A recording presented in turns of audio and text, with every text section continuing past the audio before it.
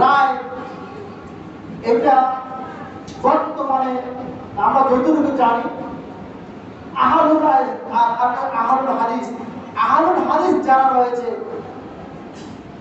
তারা পবিত্র কোরআন ও সহিহ হাদিস অনুসরণ করে চলে। এই অনুযায়ী মাসলা ব্যাখ্যা শরীয়ত ব্যাখ্যা করে। আর যারা আহলুল রায় তারা ইমামের অনুসরণ করে এবং রায় কিয়াসের উপর ভিত্তি করে ফতোয়া দিচ্ছে। এই রায়কে এই মত পোষণ করছে বহির্বিশ্বে আহমদিয়া বলেন, কাদারিয়া বলেন, জামিয়া বলেন, রাফিজি বলেন, আর বাংলাদেশে বিভিন্ন যারা আছে দেহমত বলেন বা যারা কাদিয়ানি তারা কিন্তু হানাফি মাযহাব ফলো করে। যারা কাদিয়ানি তারা মাযহাব ফলো করে, যারা শিয়া তারা মাযহাব ফলো করে। সরমনা হোক, সারসিনা হোক, আপনার বেদবি হোক, ফুলফুরা হোক, অন্যান্য সম্প্রদায় যারা আছে তারা যাই হোক, আহলে হাদিস ছাড়া সবাই মাযহাবের অনুসরণ করে। আহলুর রায় সবাই আহলুর রায়। আর সালাফি যারা তারা বিভিন্ন নামে অন্তর্ভুক্ত হয়েছে। আর তাদেরকে বলে সালাফি, আহলুল হাদিস, আহলে হাদিস, বিভিন্ন নামে তারা কেউ বলে রফুলের এই দুই ভাগে বিভক্ত। এইরকম হচ্ছে। এরপরে এদের কাছ থেকে আমরা যারা অনেকেই আছি সোশ্যাল মিডিয়ার সাথে সম্পর্ক ওয়াজ শুনছেন, কার ওয়াজ শুনছেন যাচা বাছাই করে ওয়াজ শুনবেন, আপনি যেন কারো পাল্লায় পড়ে না যান। যারা আহলুল রায় তারা বিভিন্ন দলের উপযোগ অন্তর্ভুক্ত। আর যারা সালাফি আহলে হাদিস তারাও তিন ভাগে বিভক্ত। কি? এক হচ্ছে সরলপন্থী। আমরা চিনেন না সরলপন্থী যারা?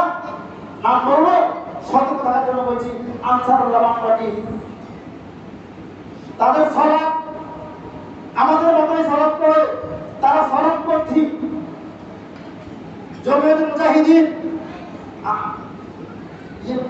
আব্দুর রহমান বাংলা ভাই, তাদের সালাত আমাদের মতই, তাদের সালাত সিয়াম আমাদের মতই, কিন্তু তারা সরলপন্থী, সরলপন্থা অবলম্বন করেছে। আমার হুকুম বিমা আনজালাল্লাহু, যে কোরআন সূরা মায়েদার আয়াত রয়েছে, আল্লাহু ওয়ালাইকুম কাফিরুন, ফতোয়া আল্লাহ বলছে সূরা মায়েদার 44 নম্বরে কাফিরুন, 45 বাদ দিয়ে 46 47 বলছে ফাসিকুন জালিমুন। একই অপরাধে আল্লাহ শাস্তি দিয়েছে তিনটা। যারা সরলপন্থী তারা শাস্তি দিয়েছে কয়টা? একটা। তারা বলছে সরাসরি কাফের, তাদেরকে মেরে ফেলতে হবে। অনলাইন কিছু যুদ্ধ আছে, তামিম আদনান নামে একজন আছে, এরকম অনেক যুদ্ধ আছে, তারা প্রকাশ হয় না, তাদের চেহারা কেউ দেখে না, কিন্তু তারা যুবকদেরকে চরমপন্থার দিকে নিয়ে যাচ্ছে, গরম গরম বক্তব্য দিয়ে চরমপন্থার দিকে নিয়ে যাচ্ছে। এদের বক্তব্য শুনে সাবধান থাকবেন। এরপরে আছে চরমপন্থী। সালাফিরা তিন ভাগ বলছি না? এক হচ্ছে চরমপন্থী, আর হচ্ছে চরমপন্থী সৌজন্যবাদী। এটাও ঠিক, ওইটাও ঠিক, দুইটাই ঠিক, তাল মিলিয়ে চলে। এরা ঠিক নয়। এরপর আছে মধ্যমপন্থী। ঠিককে ঠিক করবে, ব্যাঠিককে ব্যাঠিক করবে, আমরা সেটার অনুসরণ করি। মধ্যমপন্থী, মধ্যম পন্থা অবলম্বন করুন। সব পন্থার আওয়াজ শুনতে গেলে বিপদে পড়বেন। যাচাই বাছাই করে সবার জন্য প্রথম বার্তাটি আপনাদের কাছে দিলাম। আল্লাহু আকবার।